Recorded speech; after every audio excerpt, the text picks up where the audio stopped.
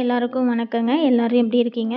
இன்றைக்கி நம்ம சேனலில் என்ன பார்க்க போகிறோம் அப்படின்னா, சன்னா மசாலா தான் பார்க்க போகிறோம்.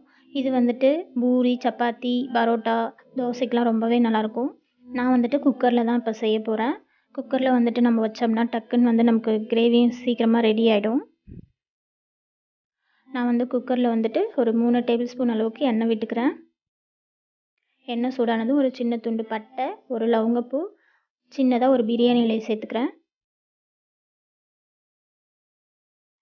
இது கூட வந்துட்டு ஒரு பெரிய சைஸ் அளவுக்கு வெங்காயம் எடுத்திருந்தேன். அதையும் நல்லா பொடியாக கட் பண்ணி இது கூட சேர்த்துக்கிறேன். வெங்காயம் லைட்டாக வதங்கினதுக்கப்புறமா 1 டேபிள் ஸ்பூன் அளவுக்கு இஞ்சி பூண்டு பேஸ்ட்டு சேர்த்துக்கிட்டேன்.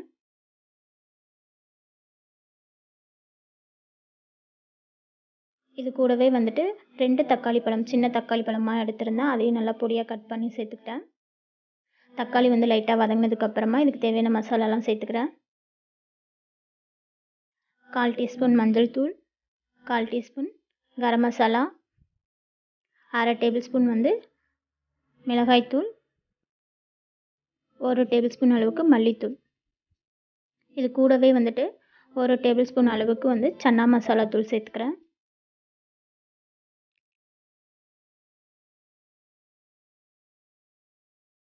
இதுக்கு தேவையான உப்பு சேர்த்துக்கிறேன்.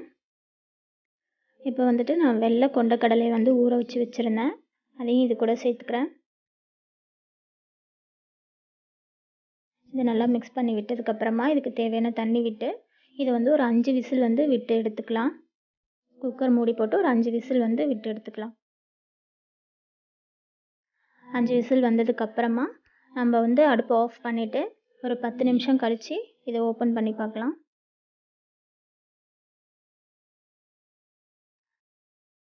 நம்ம சுண்டல் வந்து நல்லாவே வெந்து வந்திருக்கு. இப்போ ஒரு மிக்ஸி ஜாரில் கொஞ்சமாக தேங்காய் எடுத்திருக்கேன். இது கூடவே வந்துட்டு வேக வச்ச கொண்டக்கடலை கொஞ்சமாக சேர்த்துக்கிறேன். ஒரு 1/4 டீஸ்பூன் அளவுக்கு சோம்பு சேர்த்து தண்ணி விட்டு அரைச்சி எடுத்து கிரேவியோடு சேர்த்துக்கிறேன். இதையும்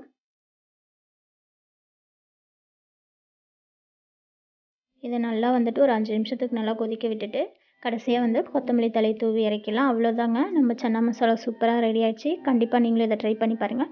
இந்த வீடியோ உங்களுக்கு பிடிச்சிருந்துச்சா நம்ம சேனலை வந்துட்டு சப்ஸ்கிரைப் பண்ணிவிடுங்க.